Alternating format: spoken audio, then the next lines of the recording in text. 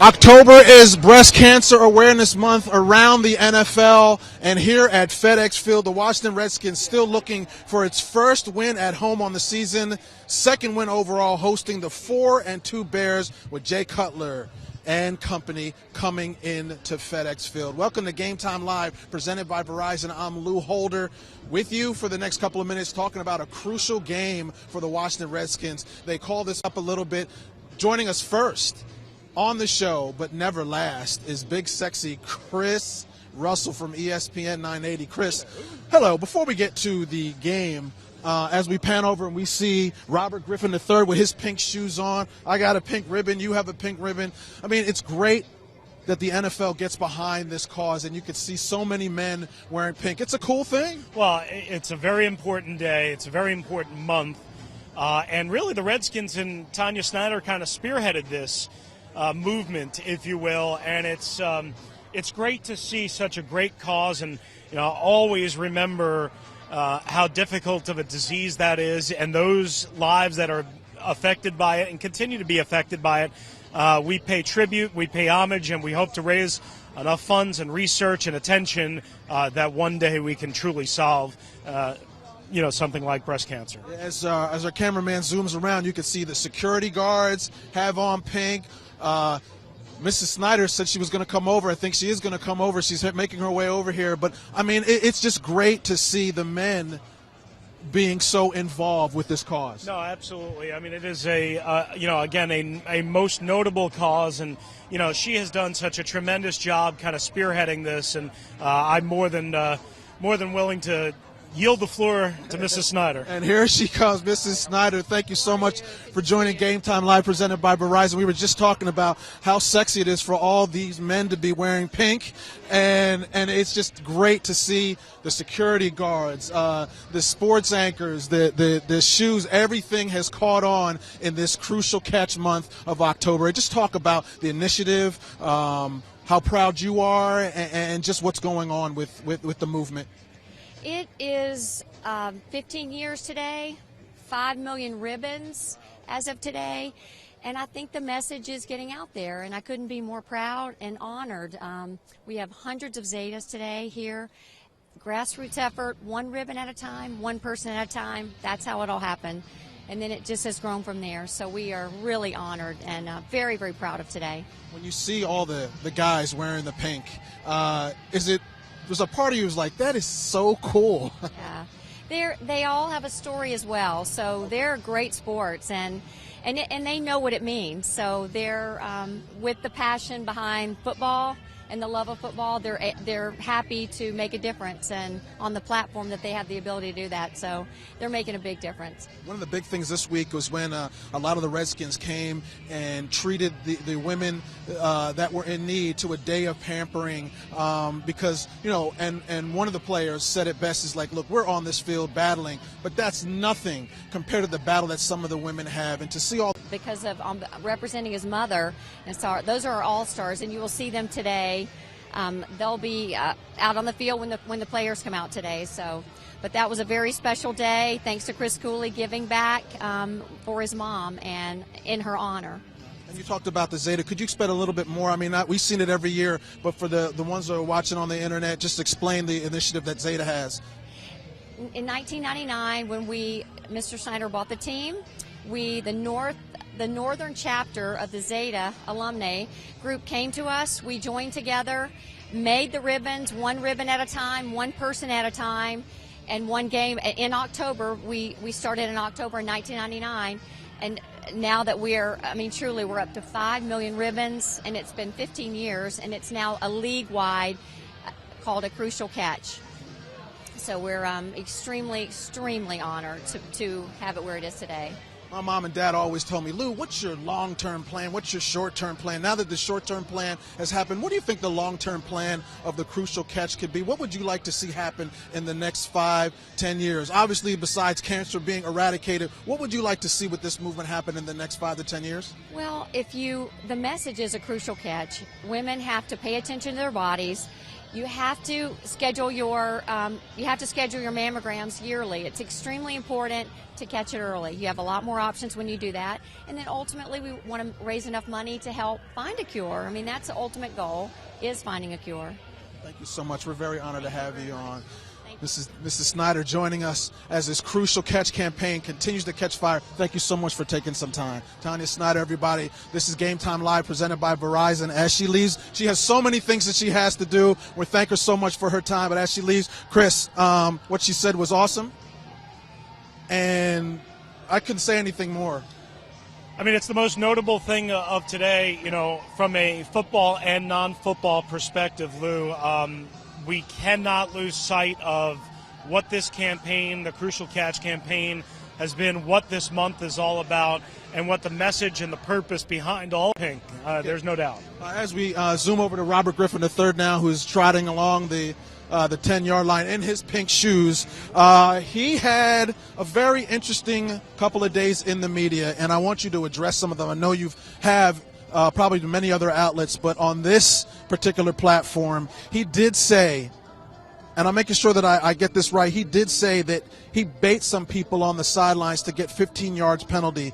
Your thoughts on that? Because that's very alarming for someone. He's young, but it's very alarming knowing that how players who could care less about the 15 yards but would like to see them knocked out of the game, or coaches or even referees now are all going to start viewing him now just in his second year with one crucial statement that he made. Yeah, he said on Wednesday that he does, and he brought up an example of Rasheed Mathis in the Detroit game, the last home game. And then on Friday, here on Redskins.com, so just in the interest of fairness, he said basically that his words were misconstrued. And, unfortunately, I've gone back and I've listened to the tape and I've checked the official team transcript, and there's no other way to construe or misconstrue it. That is what he said on Wednesday. And his head coach wasn't thrilled about it and said, he wished Robert probably could have that back. And, here's the main reason. Not only is it kind of controversial and does it open him up for maybe cheap shots, but more importantly, Lou, it also allows Mark Trestman, John Fox next week in Denver, and whoever to go to these officials and say, listen, this guy's trying to bait and work people on the sideline, almost like this guy's trying to get my guys to take a cheap shot and to get the 15 yards. Wow. He's not wearing the knee brace now, but besides that, you could see that he's getting more and more confident, maybe making that statement saying that, he feels good that he can take hits out of bounds or whatnot, but still, he's still a very, very young man, and lots going to be relied on him. Yeah, no doubt. I think Robert was trying to get the point that, hey, look, I'm not going to avoid contact. I'm not going to avoid hits. If it's there and if I'm out of bounds, I'm going to take the hit to help my team. And I understand that mentality. The problem is the mentality plants a message naturally and theoretically in everyone's mind. The defensive backs or the linebackers, Lou, or more importantly, the coaching staff of the other team and the officials, and that's the problem. All right, going to the offense as a macro instead of just Robert Griffin III as the micro. Alfred Morris needs 10 yards today to go over 2,000 yards, to reach 2,000 yards for his young career. That's good. The bad is you have some inactives for me. Am I hearing this right that Fred Davis may be inactive today? Fred Davis is inactive, and that is a little bit of a surprise, but not a major one. Fred, as we've talked about here in with Chris Cooley, which, by the way, people can watch tomorrow morning at 9 a.m. and live on demand. All of that good stuff. We've talked about it. Fred is being phased out. Fred played in Tampa in a meaningless preseason game when most of the other starters didn't play. There's been issues with Fred, quite honestly, all of camp. And I'm surprised it took this long to get to this point. I really am. Jordan Reed, we know, is coming on like gangbusters. Logan Paulson, a better blocker, an all-around guy, a guy who works his butt off. Niles Paul, a special team demon, and Fred can't help on special teams. And that's where this team needs a lot of help. Some of these new guys that just signed this week are active. I mean, Hull from St. Louis, who was just working, is active. So You have to contribute on special teams, or you have to be able to make a difference for this team in an area that they need you to make a difference in. All right, you're watching Game Time Live presented by Verizon. Monday morning Redskins Roundup. Be sure to catch the Monday morning Redskins Roundup presented by Verizon tomorrow at 9 a.m. on Redskins.com. The live web show will feature highlights, interviews, analysis. Ask the host, which is me and Cooley. By using hashtag Redskins Talk on Twitter. All right. Going to the offensive line, in that Dallas game, there was some no-names playing defense for the Dallas Cowboys, and the Washington Redskins offensive line, as Joe Namath would say, struggling. You can tell this unit had a very, very good 8-9 games to end last year. This year, there's a little back and forth there as far as where you rank this group right now. Well, quite honestly, they have not been great run blocking. I mean that's as nice of a way as I can put it.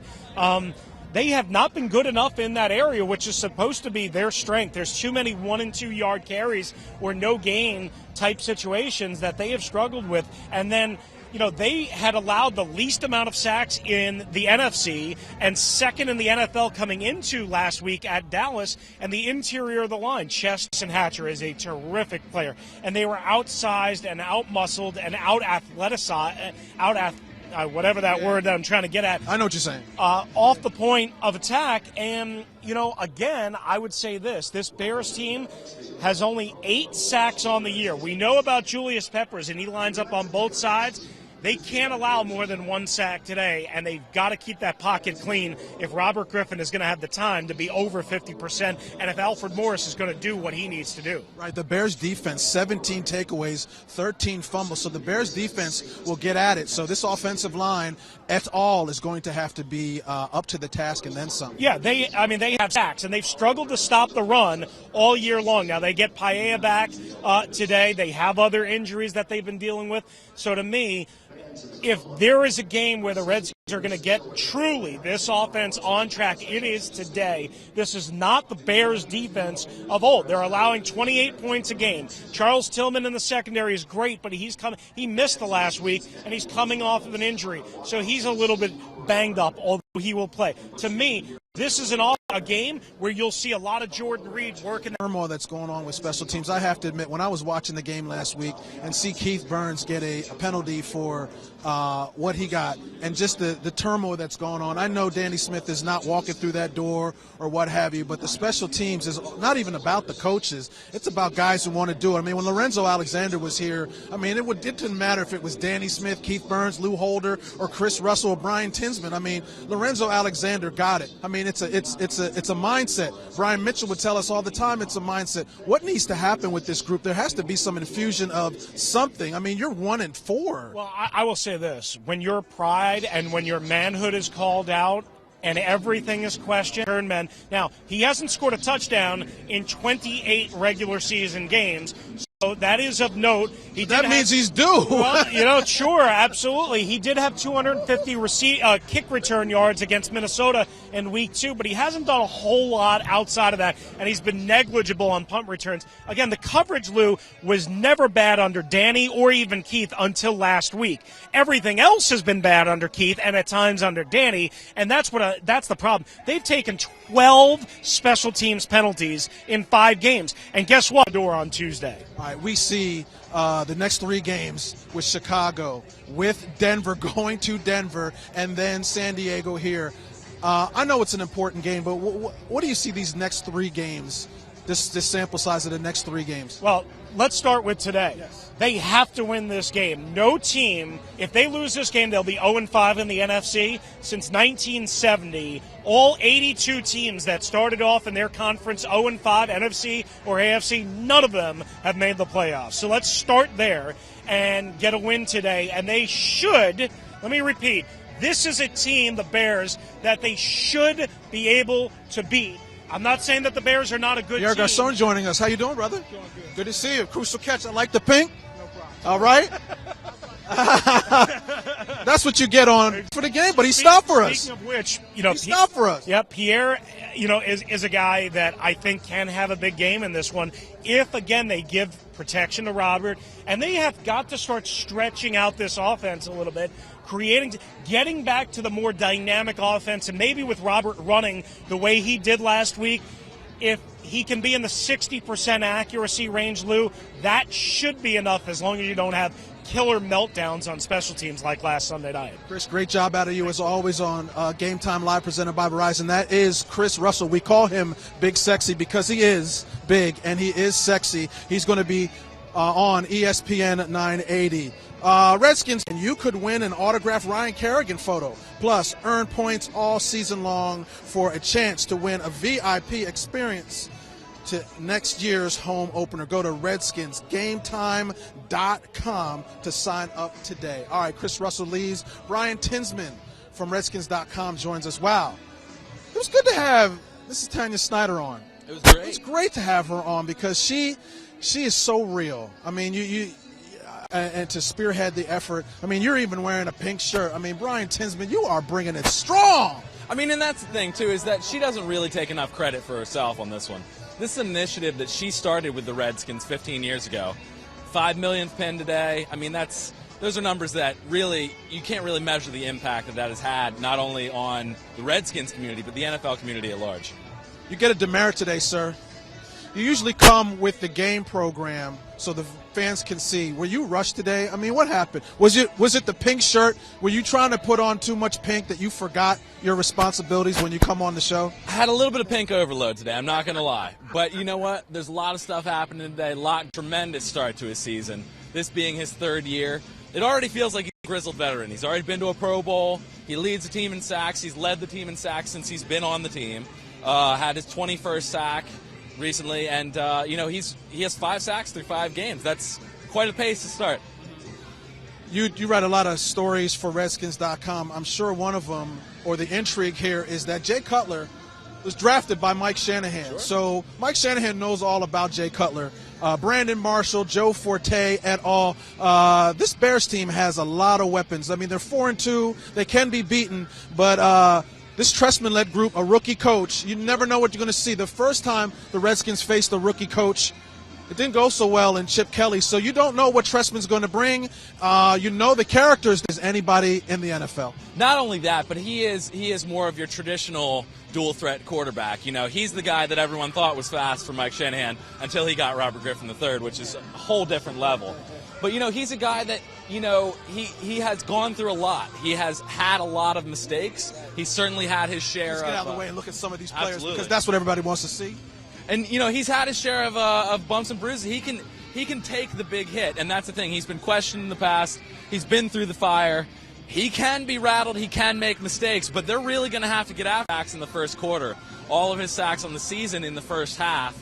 And, he's a guy who, when I was talking to him, pointed that out. He said, that's funny because he feels like he gets better as the game goes on. So, there is Ryan Kerrigan on cue. Absolutely, absolutely. So he's a guy that, along with Brian Arakpo and the rest of the front seven, have got to create pressure. They've also got to shut down Matt Forte, who is not only a threat running the ball, he's also one of the best short-range receivers in the NFL. And who we're watching right now, Kai Forbath and Sack, kick themselves many times on special teams. And those two people are part of special teams. No question. And the guy that's actually most intriguing to me is number 40 out there, who is our new long snapper. Last week they had a little bit of trouble with Will Montgomery coming into the game after Sundberg tore his meniscus and was done for the season. They brought in Will Montgomery, who did a great job. He doesn't get to do this all that often, and it's very hard to snap the ball between your legs at 40 miles an hour. Don't mistake that. That's very difficult. But what they said is that it's a tenth of a second there. He's throwing it a tenth of a second slower than Sundberg, who is one of the fastest in the NFL. So that was part of the timing thing. Accurate kickers in the NFL. He's going to be going up against Robbie Gould, who is the most accurate kicker in the NFL right now, has not missed a kick on the season. And, this is a game that could very easily boil down to not only field position for guys like Sav Raka, but also to a field goal for Robbie Gould or Kai Forbath. This is going to be quite a matchup on special teams. I know you guys have already talked about Hester and the Redskins return game, but, it's the specialists that are really going to play a key role today. All right, we talked about Robert Griffin III to Chris Russell about the comment that he made, some of the comments he makes, but I don't know. In a way, I think that I like the fact that he's a little savvy. You know, it might come back to haunt him, but hey, I mean, we always want athletes to speak their mind. Well, not only that's probably his biggest flaw in talking to the media, is that Robert Griffin III has always been honest. He has always spoken his mind, and when people ask him a question, what usually happens is that he answers the question, and that can be extrapolated by the media. That can be taken out of context. Now, I'm not saying that what he said was taken out of context. He said that in the Detroit game, at the end of the game, he was trying to get Rashean Mathis to go after him. But he didn't. And that's okay. You know, you look at some of the all-time greats in the NFL, guys who has always been one of the first ones to point out, hey, that guy put an illegal hit on me. I don't have a problem with it. Robert talked to Redskins.com yesterday to clarify his comments and basically said, listen, I'm not trying to bait having guys hit me on the sideline. I'm not trying to take the free hit. But if I do take a hit, I'm going to get the penalty yards for it. So it's one of these things. He's one of the toughest guys in the locker room, and he's always going to do what he can for his team. If it means running, if it means passing, if it means taking that extra hit on the sideline, there's nothing wrong with that. He is within the framework of the rules, and anybody who's criticizing that isn't really looking from a perspective. The men and women in the United States Armed Forces need to look no further to achieve their goals of higher education. Introducing the Kaplan University Washington Redskins Military Scholarship. To learn more or to apply, go to redskins.com/Kaplan. So it's been an eventful day here on Gametime Live, presented by Verizon. We had the owner's wife. This is Tanya Snyder coming in to talk about the initiatives of Crucial Catch. Awesome guest, talking about everything that she's endured and everything that she's helped establish here in Washington, D.C. and around the league. You can tell with all the pink that's going on that the league has really stood by breast cancer awareness. We had Chris Russell talk on his way out of Washington, D.C. He's inactive, the tight end, Fred Davis. And Brian Tinsman came on with all of his pink, talking about breast cancer awareness. And Ryan Kerrigan, the guy he has on the cover and expects him to have a big game. For all those guests, I'm Lou Holder. Enjoy the game. The Washington Redskins and the Chicago Bears. You've been watching Gametime Live, presented by Verizon. Enjoy the game, everyone.